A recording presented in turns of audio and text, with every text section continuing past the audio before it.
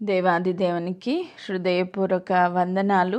మార్చి నెల మొదటి దినము, మొదటి గడియ దేవుని యొక్క వాగ్దానాన్ని మనము స్వతంత్రించుకున్నట్లు ఈ నెల ఎలా ఉండబోతుంది అని రాత్రికాలం ప్రార్థన చేస్తూ వచ్చినప్పుడు దేవుడు విడుదల చేసిన మాట, the month of glory, God's glory. ఆమేన్.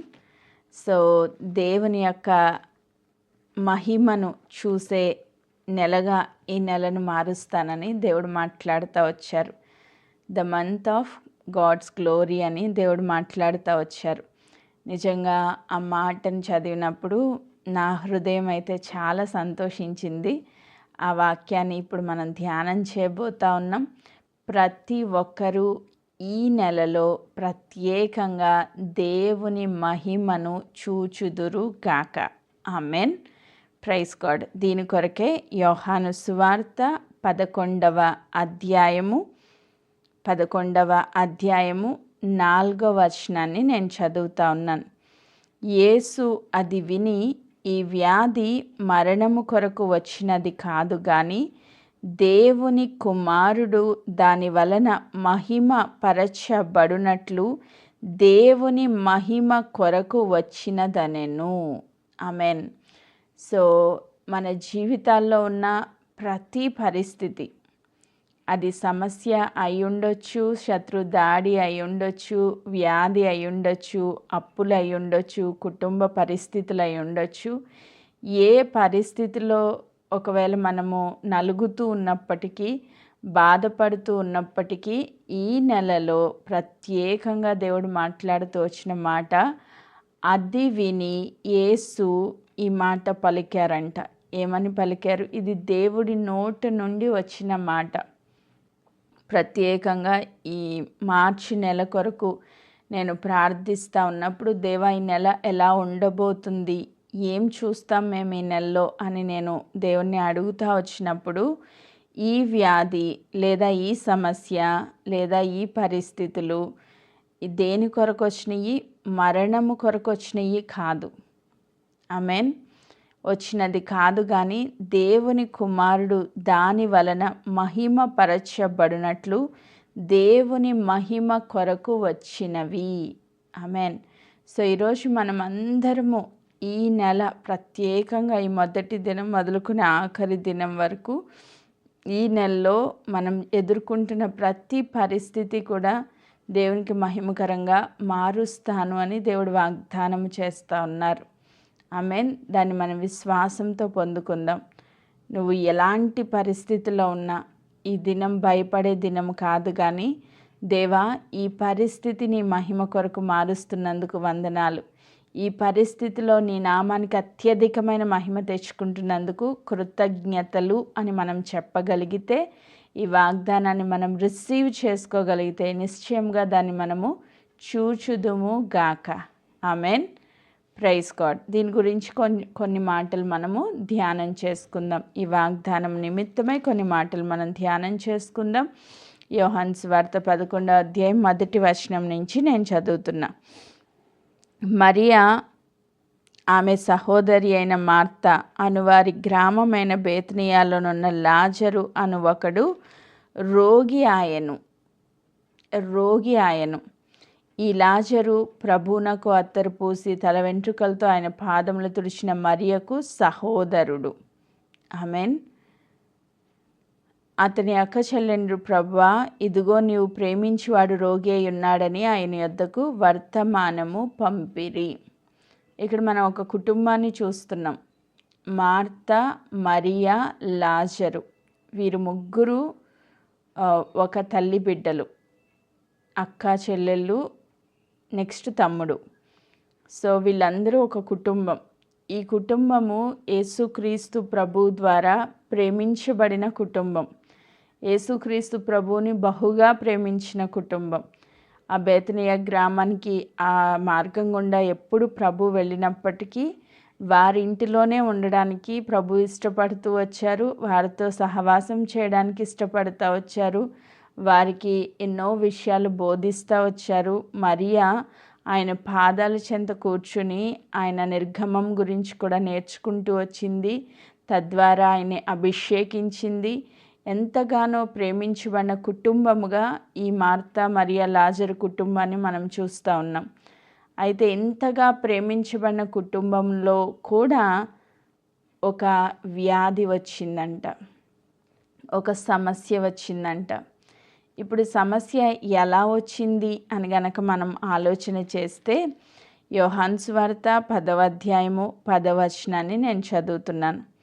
దొంగ దొంగతనమును, హత్యను, నాశనమును చేయుటకు వచ్చును గాని మరి దేనికిని రాడు. దొంగ ఎవరి దొంగ? సాతాను. దొంగ దేనికి వస్తాడంటే వాడు దొంగిలించడానికి వస్తాడు. సో ప్రతి కుటుంబంలో, ప్రతి విశ్వాసి జీవితంలో ప్రతి ఒక్కరికి వాడి యొక్క ప్లాన్ ఏంటి అంటే దొంగిలించడానికి వస్తాడు. ఈ లోకపరమైన దొంగలైతే డబ్బునో, లేకపోతే బంగారాన్నో, లేకపోతే కార్లనో, ఇలాగా ఈ లోకపరమైన దొంగతనాలు జరుగుతూ ఉంటాయి. కానీ ఇక్కడ సాతాను అనే దొంగ దేన్ని దొంగిలించడానికి వస్తాడు అంటే, మొట్టమొదటిగా మనలో ఉన్న సంతోషాన్ని దొంగిలించడానికి వస్తాడు. మనలో ఉన్న సమాధానాన్ని దొంగిలించడానికి వస్తాడు. మన జీవితాల్లో ఏదైతే మనం సమృద్ధిని అనుభవిస్తున్నామో దాన్ని దొంగిలించడానికి వస్తాడు. సో వాడు దొంగిలించినప్పుడు అది ఏదో ఒక రీతిగా ఒక వ్యాధినో, ఒక సమస్యనో, ఒక ఇబ్బందినో కలగచేసి తద్వారా వారు బాధపడుతూ ఉంటే, అంటే సంతోషంగా ఉన్న కుటుంబంలో దుఃఖం వచ్చినప్పుడు వాడు సంతోషిస్తాడు. సో దేవుడు ఎప్పుడూ కూడా దేవుని బిడ్డల జీవితంలో సమస్యలు రావాలని దేవుడు ఎప్పుడు కోరుకునేది ఎవరు? సాతాను. మనము ఈ విషయము క్లియర్గా యోబు గారి జీవితంలో చూస్తాం. యోబు సమృద్ధి కలిగి యథార్థంగా జీవిస్తూ ఉన్నప్పుడు సాతాను వచ్చి దేవుణ్ణి అడుగుతూ ఉన్నాడు. నువ్వు ఒక్కసారి పర్మిషన్ ఇయ్యి, నేను తన దగ్గర ఉన్నదంతా దొంగిలిస్తాను, తన ఆస్తిని దొంగిలిస్తాను, తన బిడ్డల్ని దొంగిలిస్తాను, తనలో ఉన్న ఆరోగ్యాన్ని దొంగిలిస్తాను అని. దేవుడు సరే అని ఒక్క మాట చెప్పగానే ఏం చేశాడంట? అన్నీ దొంగిలించాడంట. తద్వారా యోబు బూడిదలో పడి కూర్చుని ఎంతగానో కన్నీరు కార్చినట్లుగా మనం చూస్తాం. దేవుని యొక్క బిడ్డలు జీవితాల్లో సమస్య అనేది దేవుని దగ్గర నుంచి కాదు వచ్చేది, సాతాను దగ్గర నుంచి వస్తుంది. అది మనం మొదటిగా గుర్తుపెట్టుకోవాలి. సమస్యలు వచ్చేది సాతాను దగ్గర నుంచి. ఆ సమస్యల ద్వారా మనల్ని నాశనము చేయాలని వాడి ఉద్దేశమై ఉంది. నాశనంతోనే సరిపెట్టుకోడు, దొంగిలించడంతోనే సరిపెట్టుకోడు, మనల్ని హత్య చేయడానికి కూడా వాడు తెగిస్తాడు. సో ఈ రీతిగా ఎంతో సంతోషముగా దేవుని చేత ప్రేమించబడిన కుటుంబముగా, దేవుని ప్రేమను పొందుకున్న కుటుంబముగా మార్తా మరియా లాజరు యొక్క కుటుంబంలో కూడా ఒక వ్యాధిని తీసుకొచ్చి ఆ వ్యాధి ద్వారా మార్తా మరియా జీవితంలో తీరని దుఃఖాన్ని తీసుకుని వచ్చాడు. ఎంతో సంతోషంగా ఉన్న కుటుంబంలో ఉన్న నెమ్మదిని దొంగిలించాడు, సమాధానంను దొంగిలించాడు, సంతోషాన్ని దొంగిలించాడు, వారిని నాశనం చేయడానికి, అలాగనే లాజర్ని హత్య చేయడానికి కూడా వాడు తెగించాడు. సో ఇలాంటి పరిస్థితులు గుండా వారు నడుస్తున్నప్పుడు దేవుని సన్నిధిలో వారి సహోదరులిద్దరూ కలిసి కొంతమంది వ్యక్తులతో యేసుక్రీస్తు ప్రభు దగ్గరికి ఉన్న పరిస్థితిని చెప్పమని కొంతమంది మనుషులను పంపిస్తే, ఆ మాట విని ఇప్పుడు యేసుక్రీస్తు ప్రభు పలుకుతున్న మాటలు, ఆయన ఆత్మలో నడుస్తున్నారని ఈ వారమంతా మనం ధ్యానం చేస్తూ వచ్చాం. ఒక పరిస్థితిని వ్యక్తిగా మనం ఒకలా చూస్తాం, కానీ దేవునిగా ఆయన వేరే విధంగా చూస్తారు. ఆయన ఏం పలుకుతున్నారంట? యోహాను సువార్త 11వ అధ్యాయము 4వ వచనానికి వచ్చేసరికి, యేసు అది విని ఏం విన్నారు? నీవు ఎంతగానో ప్రేమించుచున్న ఆ లాజరు రోగి అయి ఉన్నాడు, రోగముతో పడి ఉన్నాడు అన్న మాట యేసుక్రీస్తు ప్రభు చెవులకు వినిపించినప్పుడు ఆయన ఏం పలుకుతున్నారో మనం చూస్తూ ఉన్నాం. ఈ వ్యాధి అంటే ఆ రోగము మరణము కొరకు వచ్చినది కాదు, కానీ దేవుని కుమారుడు దానివల్ల మహిమపరచబడినట్లు దేవుని మహిమ కొరకు వచ్చినది. వాడి ఉద్దేశము అది మరణం కొరకే తీసుకొచ్చాడు. లాజరు జీవితంలో ఆ వ్యాధి మరణం కొరకే తీసుకొచ్చాడు. కానీ దేవుడు ఏమంటున్నారు? ఆ మరణాన్ని కూడా నేను కొట్టివేసి నేను జీవాన్ని ఇవ్వగలిగిన దేవుడను, తద్వారా నా నామానికి మహిమ తెచ్చుకుంటాను అని చెప్తున్నారు. హల్లెలూయా. అదే యోహాను సువార్త 10:10లో మనం రెండో భాగం చదివితే, దొంగతనాన్ని హత్యను నాశనం చేయటానికి వస్తాడు కానీ మరి దేనికి రాడు, గొర్రెలకు జీవము కలుగుటకు, అది సమృద్ధిగా కలుగుటకు నేను వచ్చితినని మీతో నిశ్చయముగా చెప్పుచున్నాను. యేసుక్రీస్తు ప్రభు ఈ లోకంలోనికి ఎందుకు వచ్చారు అంటే జీవాన్ని ఇవ్వడానికి వచ్చారు. హల్లెలూయా. జీవాన్ని ఇవ్వడానికి వచ్చారు. ఎవరి దగ్గర నుంచి జీవాన్ని దొంగిలించడానికి ప్రభు రాలేదు. ఆమేన్. ఎవరి దగ్గర నుంచి ఆ సంతోషాన్ని దొంగిలించడానికి ప్రభు రాలేదు. చాలామంది అంటారు కదా, ఏదైనా సమస్య రాగానే దేవుడు ఎందుకు ఇలా చేశారో అంటారు. దేవుడు చెయ్యడు. హల్లెలూయా. దేవుడు చెయ్యడు. ఎప్పుడు మనం బాధపడుతూ ఉంటే, ఒక బిడ్డ బాధపడితే తల్లి సంతోషించుతుందా లేక బాధపడుతుందా అంటే ఖచ్చితంగా తల్లి హృదయం ఎప్పుడూ బిడ్డ సంతోషంగా ఉండాలనే కోరుకుంటుంది. తల్లే బిడ్డ యొక్క సంతోషాన్ని కోరుకుంటే, ఆ తల్లిని సృష్టించిన సృష్టికర్త, ఆయన ప్రేమస్వరూపి, తన బిడ్డల జీవితాల్లో రోగాలు మరణాలు వస్తాయని సంతోషించే దేవుడు ఎంత మాత్రము కాదు. ఆమేన్. ఆయన యందు విశ్వాసం ఉంచువానికి జీవితంలో జీవాన్ని ఇవ్వడానికి ఆయన వచ్చారు. హల్లెలూయా. ఈరోజు నువ్వు ప్రభు యందు విశ్వాసం ఉంచావు అంటే నీ పరిస్థితి ఎలాంటి స్థితి అయినా, ఒకవేళ అది మరణం అయినప్పటికీ దేవుడు తన జీవముతో దాన్ని నింపడానికి ఈ లోకంలోనికి వచ్చారు. హల్లెలూయా. ప్రభు చెప్తారు కదా, మార్తతో చెప్పిన మాట, యోహాను సువార్త 11వ అధ్యాయము 25వ వచనం.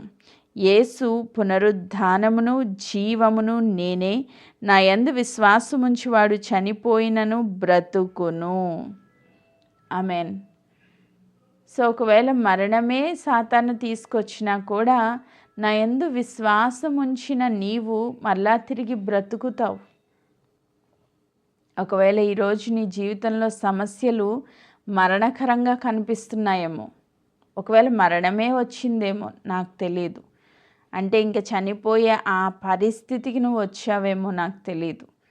కానీ దేవుడు చెప్తున్నారు, ఒకవేళ నా యందు విశ్వాసం ఉంచితే చనిపోయినను బ్రతుకును.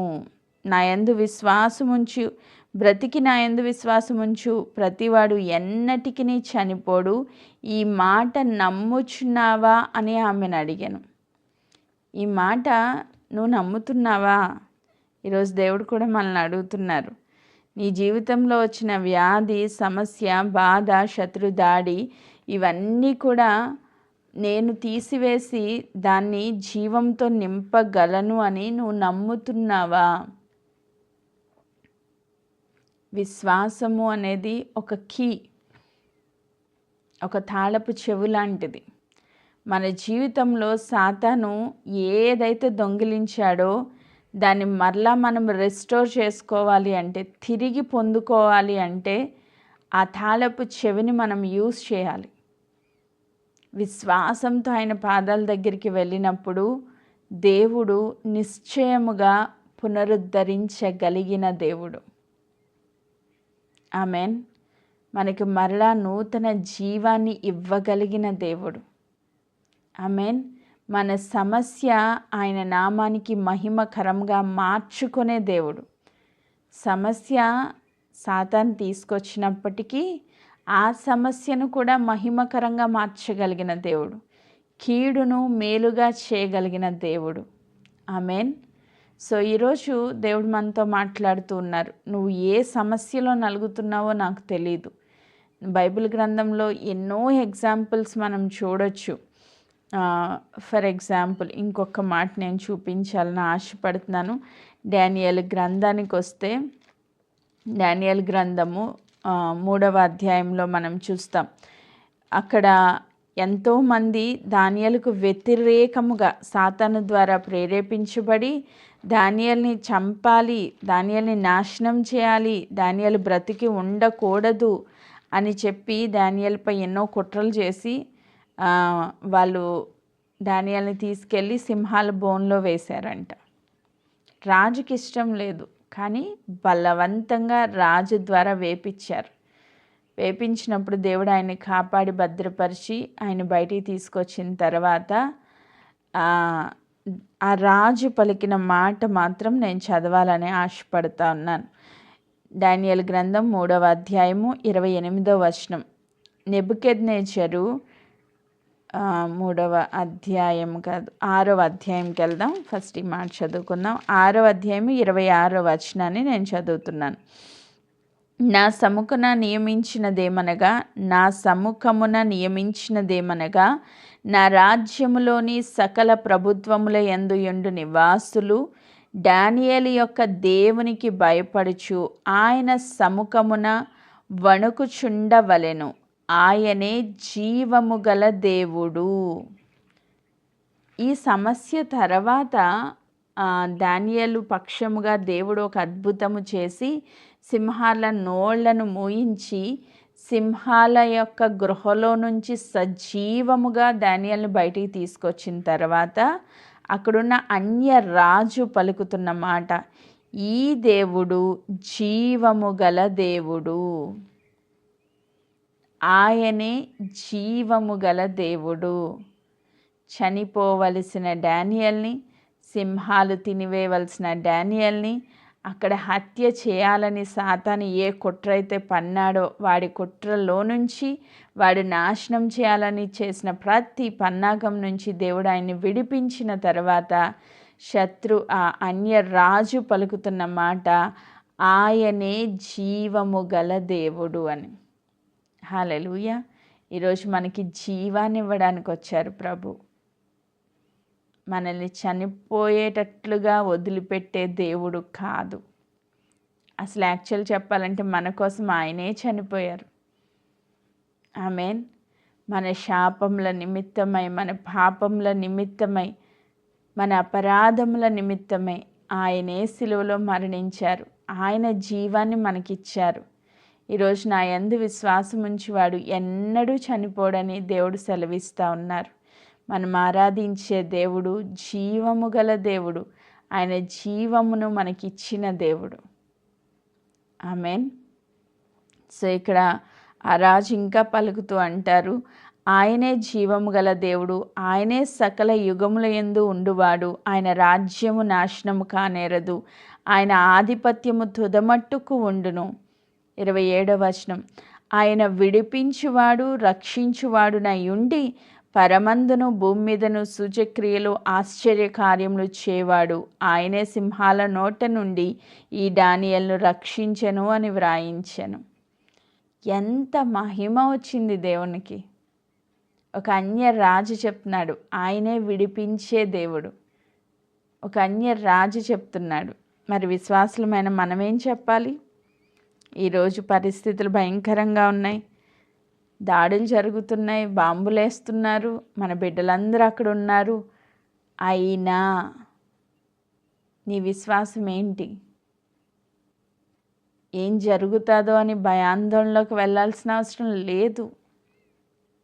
సింహాల బోన్లోకి వెళ్ళిన దానియేలుని సజీవంగా బయటికి తీసుకొచ్చిన దేవుని యందు మనం విశ్వాసం ఉంచాం. ఆయన జీవం గల దేవుడని ఈరోజు మనం నమ్ముతున్నాం, ప్రార్థిస్తూ ఉన్నాం.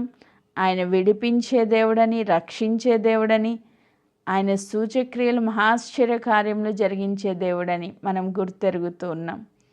మరి అదే దేవుడు ఈరోజు కూడా మన మధ్యలో ఉన్నారు. ఆయనలో ఏ మార్పు లేదు. ఆయన నీ బిడ్డల్ని కాపాడగలరు, నీ భర్తని కాపాడగలరు, నీ యొక్క కుటుంబాన్ని కాపాడగలరు.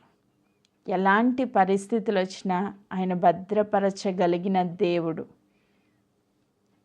ఆమేన్. సో ఈరోజు ఎంతవరకు నువ్వు విశ్వాసం ఉంచుతున్నావో నీ విశ్వాసాన్ని బట్టి దేవుడు అద్భుతాలు చేసే దేవుడు, సూచక క్రియలు చేసే దేవుడు. హల్లెలూయా. డానియేల్ సింహాల బోన్లోకి వెళ్ళడానికి భయపడ్డారా అంటే భయపడలేదు. ఎందుకు భయపడలేదు? జీవము గల దేవుణ్ణి కలిగి ఉన్నాడు కాబట్టి భయపడలేదు.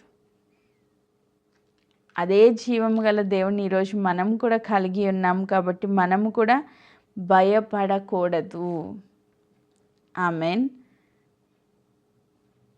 సో ఇదే డానియేల్ గ్రంథంలో షద్రకు మెషకు అబేద్నెగోలను కూడా మనం చూస్తాం. వారిని కూడా తీసుకెళ్ళి అగ్నిగుండంలో వేశారంట. అగ్నిగుండంలో నుంచి అగ్ని వాసన కూడా వాళ్ళకి తాకకుండా దేవుడు భద్రపరిచి బయటికి తీసుకొచ్చిన తర్వాత రాజు చెప్తున్న మాట, అదే నెబుకద్నెజరు రాజు చెప్తున్న మాట, డానియేల్ గ్రంథం 3వ అధ్యాయం 28వ వచనాన్ని కూడా నేను చదువుతున్నాను. నెబుకద్నెజరు షద్రకు మెషకు అబేద్నెగో అని వారి దేవుడు, వీరి దేవుడు పూజార్హుడు.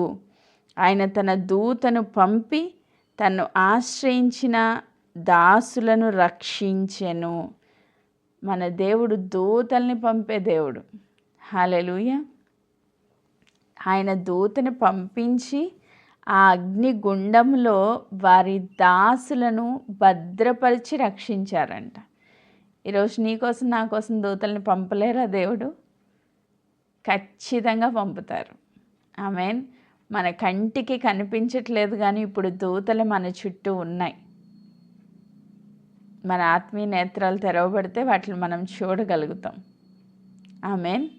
సో ఇంకా చెప్తారు ఆయన, వారు తమ దేవుణ్ణి గాక మరి ఏ దేవునికి నమస్కరింపకయు ఏ దేవుణ్ణి సేవింపకయు ఉందుమని తమ దేహములను అప్పగించి రాజు యొక్క ఆజ్ఞను వ్యర్థపరిచిరి. కాగా నేను ఒక శాసనము నియమించుచున్నాను, అదేమనగా ఈ విధంగా రక్షించుటకు సమర్థుడగు దేవుడు గాక మరి ఏ దేవుడును లేడు. ఈ విధంగా రక్షించుటకు సమర్థుడగు దేవుడు కాక మరి ఏ దేవుడు కూడా ఈ లోకంలో లేడు అని ఒక అన్య రాజు పలుకుతున్నారు. మరి దేవుని యందు విశ్వాసం ఉంచిన మనం, అయ్యో మన బిడ్డలకి ఏమైపోద్దో, పరిస్థితులు ఎలా మారిపోతాయో, ఈ నెల ఏం జరుగుద్దో, యుద్ధాలు వచ్చేస్తున్నాయి, భయంకరమైన పరిస్థితులు ఉన్నాయని భయపడుతూ ఉంటే నీకు విశ్వాసం లేదని అర్థం. ఈ విధంగా రక్షించడానికి సమర్థుడైన దేవుడు తప్ప మరి ఏ దేవుడు లేడు. అక్కడ అగ్నిగుండంలో వారిని భద్రపరిచిన దేవుడు నిన్ను భద్రపరుస్తారు, నీ కుటుంబాన్ని కూడా భద్రపరుస్తారు. ఆమేన్. మన దేవుడు రక్షించుటకు సమర్థుడైన దేవుడు. ఆయన జీవము గల దేవుడు, ఆయన విడిపించే దేవుడు, ఆయన భద్రపరిచే దేవుడు. అట్టి దేవుణ్ణి మనం కలిగి ఉన్నాం. ఈ సమస్యలన్నీ వారి జీవితంలో వారిని నాశనం చేయడానికి సాతాను తీసుకొచ్చినప్పటికీ ఆ సమస్యను దేవునికి మహిమకరంగా ఆయన మార్చుకున్నారు. ఈ నెలలో, ఈ మార్చి నెలలో ప్రత్యేకంగా మన జీవితంలో సాతాను ఏదైతే దొంగిలించాలని సమస్యలు తీసుకొచ్చాడో దాని విషయంలో దేవుడు అత్యధికమైన మహిమ పొందును గాక. ఆమేన్. ఆయనకి మహిమ ఒక్కటే వచ్చిందా? లాజర్ జీవితంలో చూస్తే లాజర్ని ఒక గొప్ప సజీవ సాక్షిగా ఆయన లేపారు. డానియేల్ జీవితంలో చూస్తే ఆ రాజ్యములోనే హెచ్చించబడ్డాడు. షద్రకు మెషకు అబేద్నెగోలను చూస్తే ఒక ఉన్నతమైన పదవుల్లో వారిని పెట్టారు. సో దేవునికి మహిమ ఒక్కటే కాదు, దేవుని బిడ్డలకు ఆశీర్వాదం కూడా విడుదలైద్ది సమస్యల్లో. ఆమేన్. దేవునికి మహిమ, రెండవది నీకు ఆశీర్వాదం. హల్లెలూయా. నిన్ను ఒక గొప్ప సాక్షిగా నిలవబెట్టాలని దేవుడు కోరుకుంటున్నారు. నీ పక్షంగా ఉన్న దేవుడు గొప్ప దేవుడని రుజువు చేసుకోవాలని దేవుడు కోరుకుంటున్నారు. ఆమేన్. ఈ నెలలో అట్టి సాక్ష్యములు మనం విందుము గాక. ఆమేన్. Praise God. సమయం అయిపోతూ ఉంది. ఇంకొక మాట నేను చూపించి ఈ మాటలు ముగించాలని ఆశపడుతున్నాను. ఎస్తేరు గ్రంథానికి వస్తే ఉదయకాలం నేను ప్రార్థన చేస్తూ ఉంటే దేవుడు ఎందుకో ఈ మాట బాగా గుర్తు చేస్తూ వచ్చారు. ఎస్తేరు గ్రంథంలోనికి వస్తే ఎస్తేరు గ్రంథం 5వ అధ్యాయము, ఎస్తేరు గ్రంథము 5వ అధ్యాయము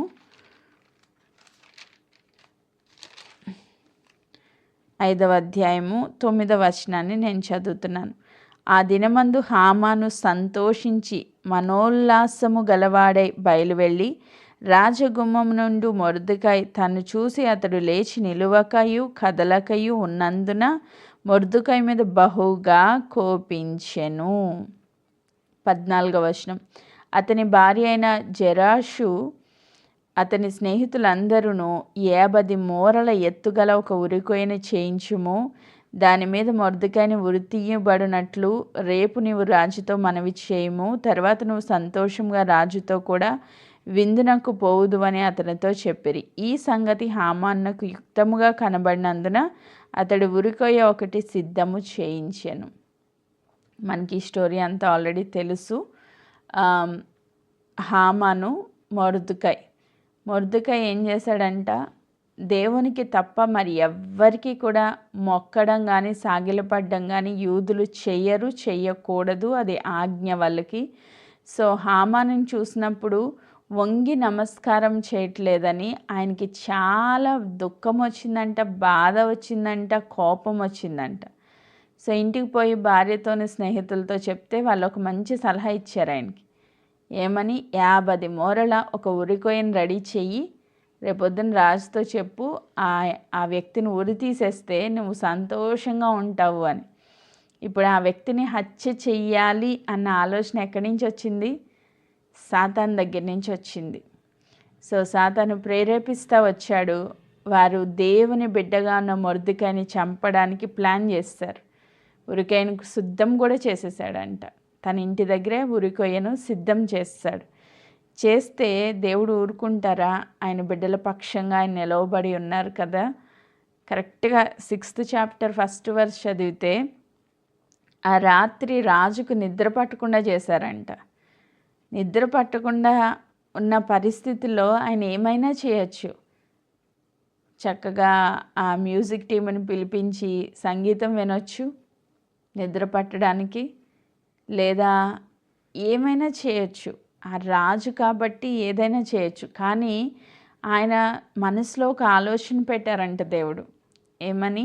రాజ్య సమాచార గ్రంథాన్ని తీసుకొచ్చి చదవమని చెప్పాడంట. కరెక్ట్గా వాళ్ళు ఆ గ్రంథాన్ని తీసుకొచ్చి చదవడానికి ఓపెన్ చేస్తే ఏ పేజ్ ఓపెన్ అయిందంటే, మొర్దెకై ఏదైతే రాజుకు మేలు చేస్తూ వచ్చాడో ఆ మేలును లిఖించిన ఆ యొక్క పేజ్ ఓపెన్ అయింది. ఓపెన్ అయినప్పుడు వాళ్ళు చదువుతూ ఉన్నారు. మొర్దెకై ఎలా అయితే రాజుని రక్షించాడో, ఆయనకి వ్యతిరేకంగా జరిగిన కుట్రను తెలియజేస్తూ వచ్చాడో అదంతా చదువుతూ వచ్చినప్పుడు, మరి ఈ మొర్దెకైకి మనం ఏమన్నా సత్కారం చేశామా?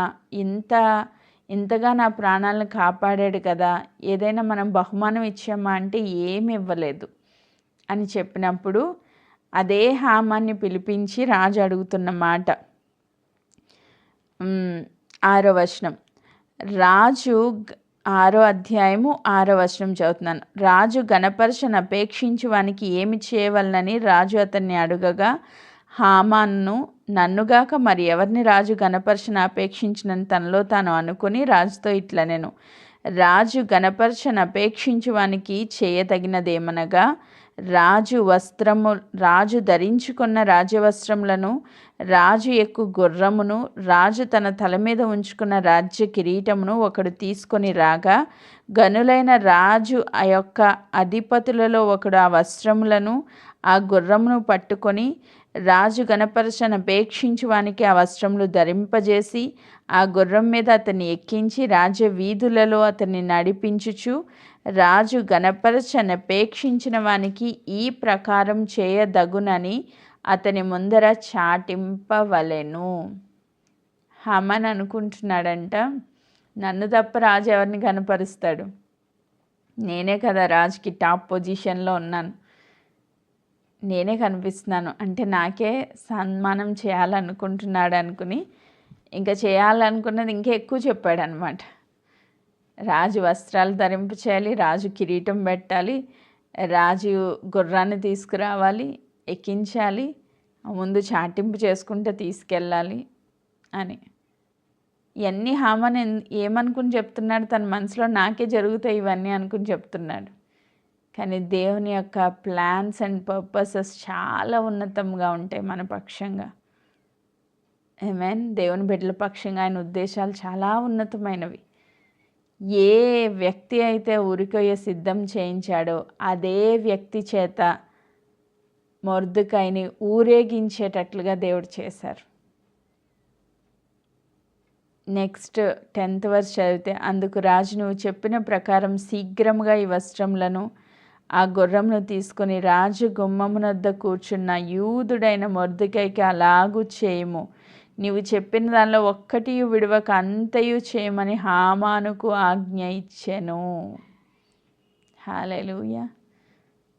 ఏదైతే హామాన్ చేయాలని అనుకున్నాడో దానికి క్వైట్ ఆపోజిట్ జరిగింది. ఇప్పుడు ఆయన ఉరి తీయించాలి, హత్య చేయాలి, నాశనం చేయాలనుకుంటే అదే వ్యక్తి ద్వారా దేవుడు ఆయన్ని ఘనపరుస్తూ వచ్చారు మొర్దెకైని.